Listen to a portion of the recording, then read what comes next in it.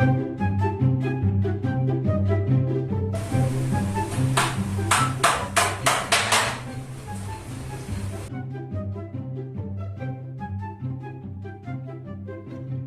aloha semuanya, kembali lagi di channel Wami Sekai.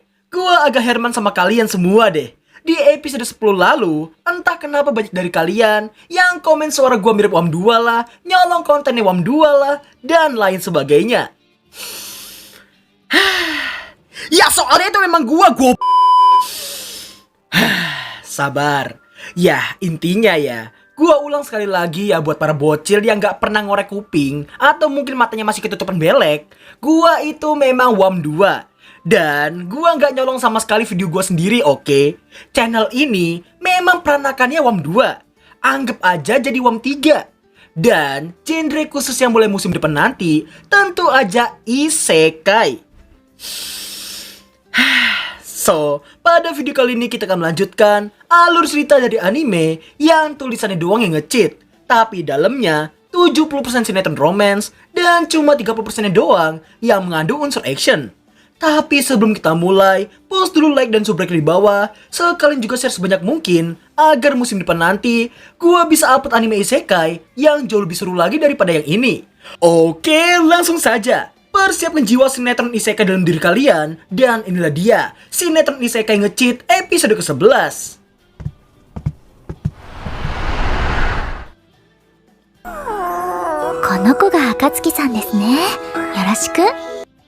Scene awal dibuka dengan memperlihatkan Kaori yang saat ini sedang belajar bareng di rumah Yuya.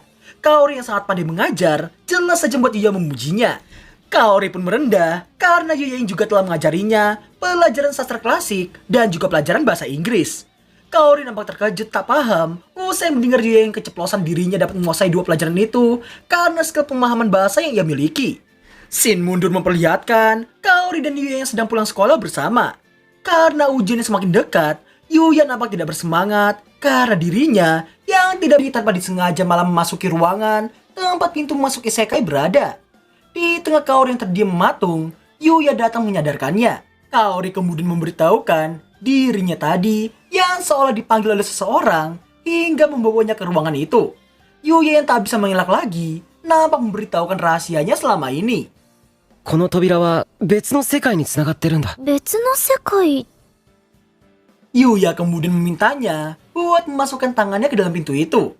Namun di saat melakukannya, terdapat suatu penghalang yang membuat Kaori tak bisa memasuki pintu itu. Yuya pun menjelaskan hanya orang-orang yang ia izinkan saja yang bisa memasuki pintu itu. Kaori yang paham pun masih mempertanyakan maksud dari kata isekai yang diucapkan oleh Yuya tadi. Yuya pun memberitahukan itu adalah dunia yang sangat berbeda dari bumi. Dan perbedaannya tidak lain adalah sihir. Agar Kaori paham, Yuya menunjukkan contoh sihir yang ia miliki. Yuya turut menjelaskan itulah alasan kenapa dirinya bisa menghadapi lusinan preman yang menginvasi sekolah mereka dan menyelamatkan Kaori serta yang lainnya dari kebakaran dahsyat sebelumnya. Melihat Kaori yang sangat penasaran, Yuya pun mengajaknya buat pergi ke sana. Hai. Koko ga isekai. Terlihat Kaori yang sangat kagum karena dirinya saat ini sedang berada di isekai. Yuya juga memberitahukan soal dirinya yang bertemu dengan Naito dan Akatsuki di dunia itu. Di saat ia yang mengenalkan ras Naito dan Akatsuki, di mana Naito adalah seekor Black Fenrir, atau bisa disamakan dengan seekor serigala. Sedangkan Akatsuki adalah seekor Moju. Namun, Akatsuki langsung ngambek usai disamakan dengan seekor Piggy.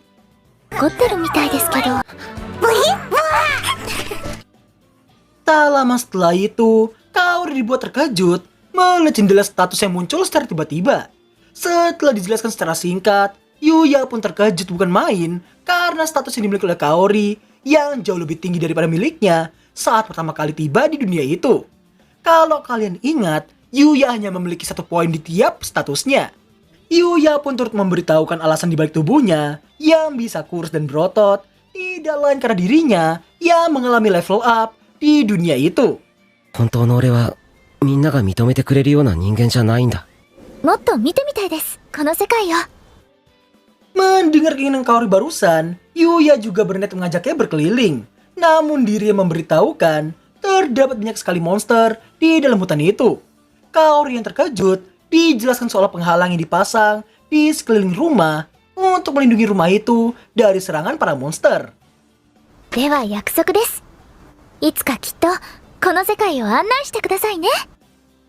Kaori kemudian terlihat mengacungkan jari kelingkingnya sebagai bentuk janji di antara mereka. Yuya pun tersenyum dan berjanji akan melakukannya. Dirinya kemudian meminta supaya Kaori merahasiakan soal dunia itu dari siapapun.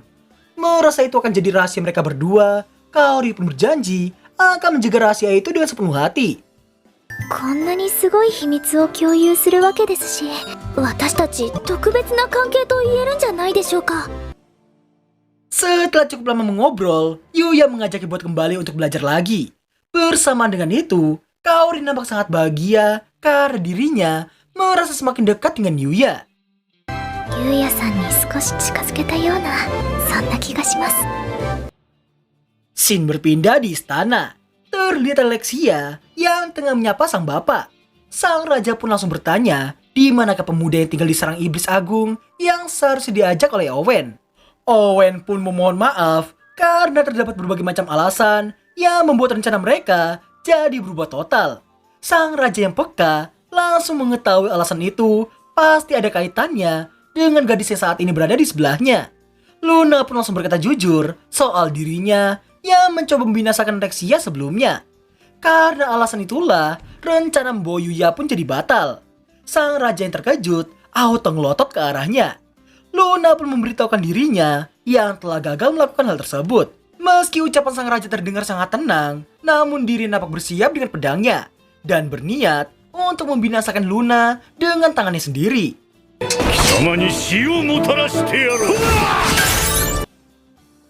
Entah apa yang terjadi, namun sang raja nampak terhenti tepat sebelum menebas tubuh Luna.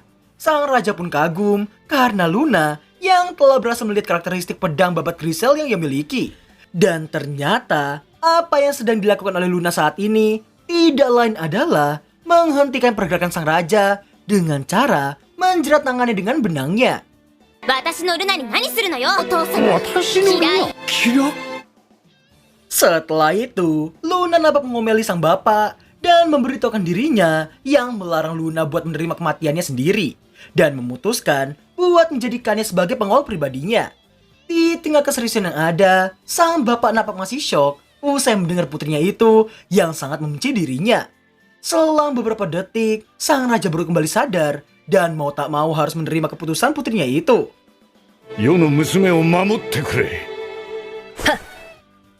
Singkat cerita, di saat sang raja dan Owen yang tengah bersama, karena kegoblokannya Owen, sang raja pun amuk-amukan gak ada otak karena Owen yang keceplosan soal Lexia yang diajak ke rumahnya Yuya.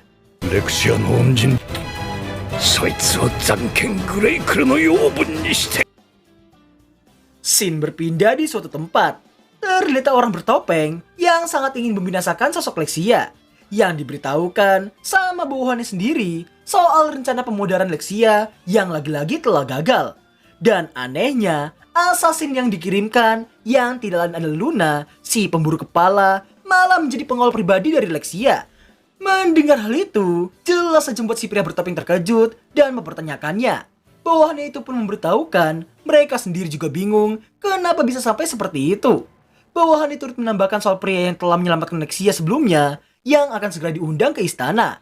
Dengan sangat kejamnya, si pria bertopeng ini tidak hanya ingin membinasakan Lexia, tapi juga ingin membinasakan sang ayah. Dari ucapannya itu, si pria bertopeng ini pasti adalah kakak Lexia sekaligus putra mahkota dari sang raja. Agar rencana mereka semua lancar, pria bertopeng ini nampak memberikan sebuah bola kristal yang dinamakan penghalang kekang sihir. Yang mana setelah diaktifkan, maka orang-orang di dalamnya tak akan mungkin bisa menggunakan sihir sama sekali. Dan orang luar tak akan bisa ikut campur ke dalamnya. Dengan kata lain, lawan mereka hanyalah Owen, Luna, sang raja, serta Lexia. Bawahannya itu pun masih ragu karena jika mereka sampai gagal, maka posisi tuannya itu yang akan ikutan terancam. Si pria bertopeng itu memintanya buat menyalakan orang lain. Bawahannya pun menyadari tuannya itu yang hendak menyalakan Yuya yang akan segera diundang ke istana. 殺してしまえばいい。の踏み台として役立ってくれたまえ。 Shin berpindah ke Yuya yang sedang berburu bersama Naito dan juga Akatsuki. Karena terdapat 3 hari libur, Yuya berniat menggunakannya untuk pergi mengunjungi istana kerajaan. 俺はこの連休を利用して王城へ向かっていた。 Usai membasmi monster barusan, terlihat drop item yang berhubungan erat dengan seekor domba. Mulai dari daging sampai dengan tanduk domba. Namun kayak biasanya, drop item terakhir selalu berhubungan dengan perlengkapan sehari-hari. Diketahuilah, nama item futon itu ialah perangkat tidur surgawi. Singkat cerita, setibanya Yuya di kota perbatasan, Yuya yang pertama kali singgah di suatu kota baru merasakan vibe isekai selain para monster. Setelahnya, karena tak memiliki mata uang dunia itu, Yuya berniat menjual beberapa item di guild sana. Meski merasa ada yang aneh dari Yuya, tapi si Gold Master ini memutuskan buat menganggap Yuya sebagai bangsawan yang sedang menyamar. Dirinya kemudian bertanya apa yang hendak dijual olehnya. アイテムボックス持ちだと。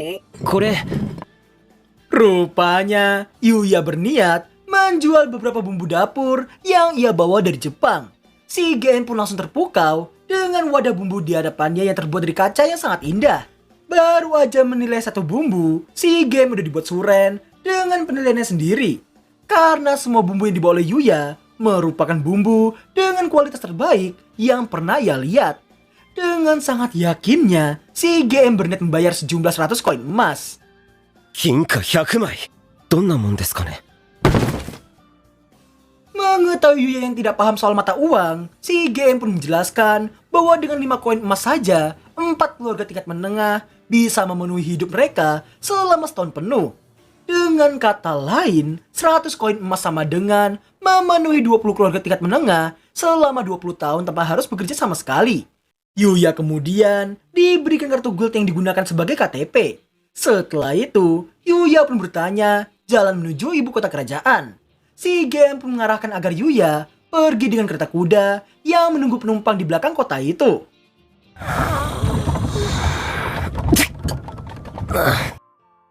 Setiba di ibu kota, Akatsuki seolah menunjukkan letak istana kerajaan kepada Yuya. あんな立派な城に行く緊張で。 Sesampai di istana, Yuya nampak langsung disambut oleh para penjaga yang ada.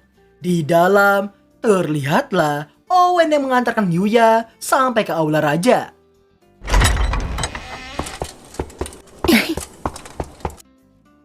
Terlihat sang raja, Lexia, Luna, serta para ajudan raja yang telah menunggu kedatangannya.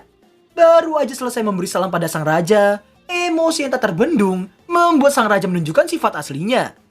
お前が貴様が娘をたぶらかしたクソ野郎か。 Dengan sangat sigapnya, Owen meminta sang raja untuk melihat situasi dan kondisi mereka saat ini. Namun sang raja merasa tak akan bisa menahan amarahnya lagi. Dan keributan pun akhirnya terjadi hanya karena seorang bapak yang terlalu overprotective kepada putrinya sendiri.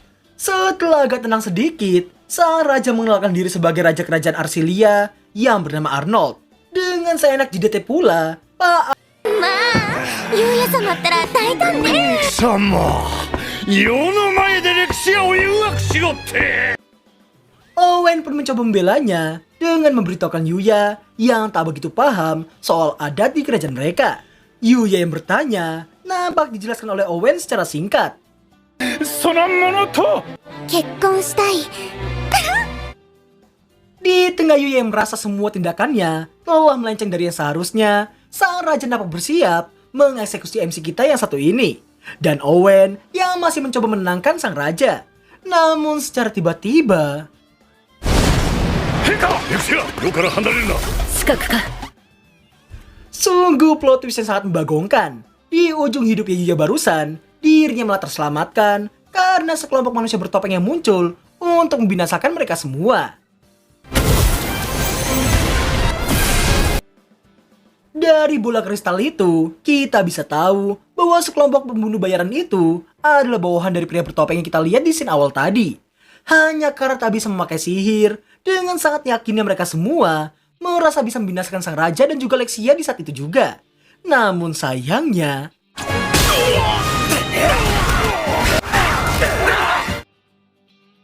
Melihat aksi heroik Yuya, jelas saja membuat Lexia dan juga sang bapak menjadi kagum dalam seketika. Merasa bola kristal itu tak ada gunanya lagi, leader kelompok assassin itu bersiap dengan pedangnya. Karena aksinya barusan, Yuya nampak langsung dipeluk sama Lexia, disusul dengan Luna yang merasa Yuya yang telah bertambah kuat dari sebelumnya.